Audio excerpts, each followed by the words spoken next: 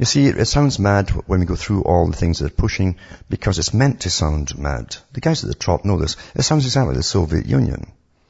In the Soviet Union, when the policies were set, you had to be so politically correct on anything.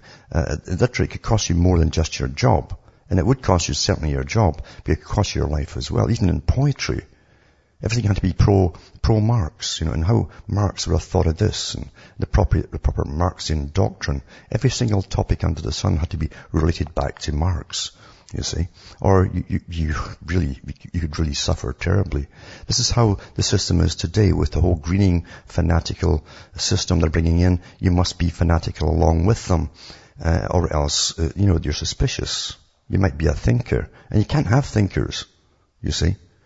They've already said that to go against global warming and the theories was heresy. Same with the European Union.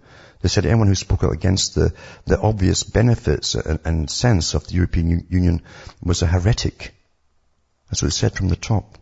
This is Soviet system.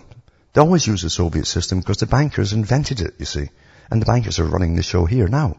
Quite openly, actually. For those who can't really see it. And it sounds mad at the bottom, but it's not mad at all. It's just the way they put it across to you. And the UK, of course, every year they keep bringing out new stuff to do more snooping. I don't know how much more snooping you can do on the public. And that's what they tell you about. There's a lot of stuff they don't tell you about. Most of the stuff they don't tell you about.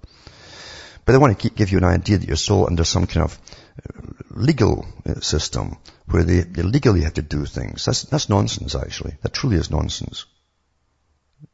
But here's one ridiculous article. Details of internet use in the UK will have to be stored for a year to allow police and intelligence services to access it under government plans. Well, they tell us the same thing every year. They've already been doing it. Records will include people's activity on social network sites, webmail, internet phone calls, and online gaming. The Home Secretary, Theresa May, I don't know whether she may do this or she may do that, said the change was needed to keep up with how criminals were using new technology. See, everybody's a criminal now, remember that. But senior Tory David Davis said it was incredibly intrusive and would only catch the innocent and complete. This is a rubbish article. It's just rubbish. But anyway, it says the communications data bill has been published in draft form. I'll put the link up tonight too at cuttingthroughtherange.com. But the government faces a battle to get it through Parliament intact. I don't see why. It says restrictions are likely to be placed on types of phone and internet data local councils can access in an effort to win over critics.